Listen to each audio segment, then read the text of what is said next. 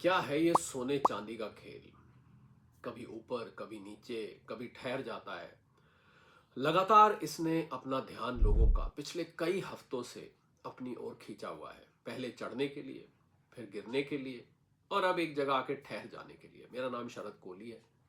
मैं आपके लिए समय समय पर आर्थिक और वित्त जगत की ऐसे मुद्दे लाता हूँ जो आपको आसान भाषा में समझ आ जाए, और ना केवल आपको समझ आ जाए, बस हो सकता है आपको पैसा बनाने में भी मदद करें। जी हाँ, अमेरिका और चाइना के बीच में जो ट्रेड डील, जिसका फ्रेमवर्क बना दिया गया है, जहां अमेरिका चाइना के ऊपर टैरिफ नहीं लगाएगा 100%, जो धमकी उन्होंने दी थी। और दूसरा, चाइना अपने रेयर मिनरल्स, जो कि वो अमेरिका के ऊपर रोक लगाना चाहता था, 1 साल के लिए इस रोक को टाल देगा। अगर ये डील हो जाती है तो हाल की जो 10% की बढ़त थी, वो बढ़त इसी कारण से थी कि अमेरिका और चाइना के बीच ये टेंशन खड़ी हो गई थी। और अगर ये डील हो जाती है तो उतनी बढ़त, यानी कि उतना ही आप देखें कि करेक्शन आया हुआ है, क्योंकि ऐसी उम्मीद की जा रही है कि ये डील हो जाएगी। और हो जाती है तो सोने और चांदी की कीमतें यहां से यहीं खड़ी हो जाएंगी, या थोड़ी बहुत और नीचे आ सकती हैं। अब दूसरा मुद्दा आता है कि अमेरिका की एक लॉबी है जो डर गई है सोने की चाल से। क्योंकि 1971 से पहले गोल्ड स्टैंडर्ड हुआ करता था जो कि किसी भी करेंसी का स्ट्रेंथ बताता था कि उसके पास कितना गोल्ड है। और रिचर्ड निक्सन साहब आए 1971 में, उन्होंने डॉलर का वर्चस्व बनाने के लिए गोल्ड स्टैंडर्ड को खत्म कर दिया। उसी के कारण डॉलर आज दुनिया की सबसे बड़ी मापदंड की वैल्यू बना हुआ है। यही नहीं, दुनिया भर के देशों ने अमेरिका की ट्रेजरी में बेतहाशा निवेश किया हुआ है। और जब से सोने की कीमत बढ़ने लगी तो इन देशों ने वहां से पैसा निकालकर सोने में लगाना शुरू कर दिया। अमेरिका की वो लॉबी डर गई कि अब तो हमारा डॉलर, जिसकी दादागिरी है, जिसका दबदबा है, जिसका वर्चस्व है, जिसकी सुप्रमेसी है, जो मर्जी आप कहना चाहें, वो समाप्त हो जाएगा। तो उस लॉबी ने आर्टिफिशियली सोने की कीमतों को दबाने की कोशिश की है। बाकी के कारण जस के तस बने हुए हैं, जियोपॉलिटिकल टेंशंस आज भी है। ट्रम्प साहब का जो टैरिफ की पूरी मुहिम है दुनिया भर पर, वो आज भी बरकरार है। सेंट्रल बैंक्स आज भी सोने के दीवाने हैं, वो सोने को खरीद रहे हैं। बाकी सारी चीजें, और फेड के रेट्स भी गिरने की उम्मीद है। अमेरिका में जो फेडरल रिजर्व है, जो वहां का सेंट्रल बैंक है, जब जब उसके रेट गिरते हैं तो सोने की कीमत चढ़ती है। वो भी कारण अपनी जगह बना हुआ है, क्योंकि उम्मीद की जा रही है कि जो फेड की मीटिंग है वो रेट गिरा देगी।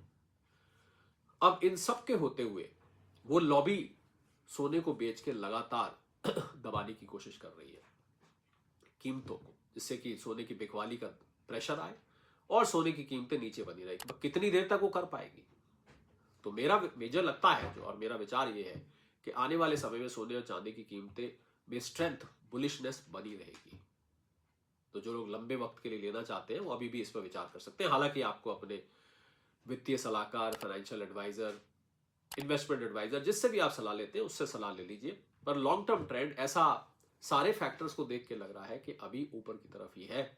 ये जो करेक्शन आई है ये बहुत हेल्दी है। कोई भी एसेट क्लास कभी भी एक ही डायरेक्शन में ऊपर नहीं जाता है।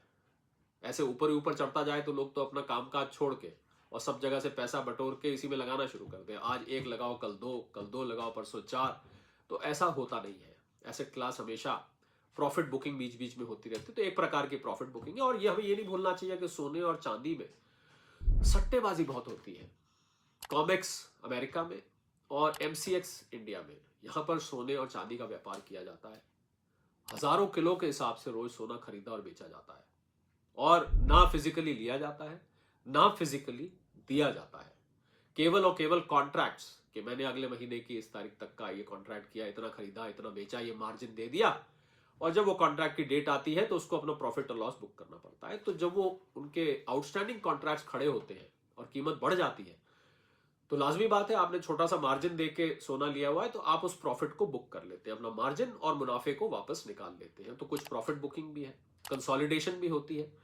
कोई भी व्यक्ति बहुत देर तक कहीं दौड़ता या तेज चलता जा रहा हो तो वो भी बीच में सुस्त आता है। तो जब इतनी तेज और इतनी लंबी दौड़ लगाई सोने चांदी ने, तो लाजमी बात है थोड़ा सा सुस्त आएगा। तो एक तो टेक्निकल करेक्शन, एक कंसोलिडेशन, एक अमेरिका चाइना की इस डील की वजह से जो बढ़ा था और डील होने की उम्मीद में ये करेक्शन, ये बिकवाली का दबाया। वो लॉबी ने धड़ाधड़ सोना बेचा सोने की कीमत को नीचे रखने के लिए।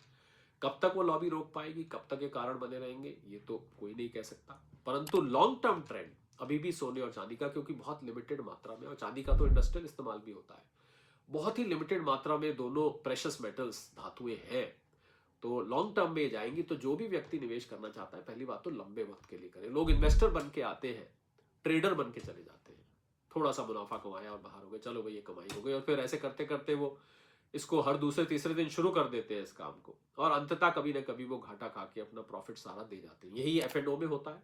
इसीलिए सेबी ने कहा कि F&O में जो ट्रेड करते हैं वो 89% लोग पैसा गंवाते हैं। तो लॉन्ग टर्म के लिए इसको देखना चाहिए। आपके पोर्टफोलियो का 20% हिस्सा सोने चांदी में हो तो इसमें कोई हर्ज नहीं है। अपने सलाहकार से पूछ के, अपने इन्वेस्टमेंट एडवाइजर से पूछ के आप कर सकते हैं। तो इस सोने चांदी का खेल अंतरराष्ट्रीय स्तर का है, कुछ भी कह पाना बहुत मुश्किल होता है, परंतु लंबे वक्त के लिए कहा जा सकता है कि बहुत ही अच्छे निवेश के ये संसाधन है। देखते रहिए आप इस चैनल को।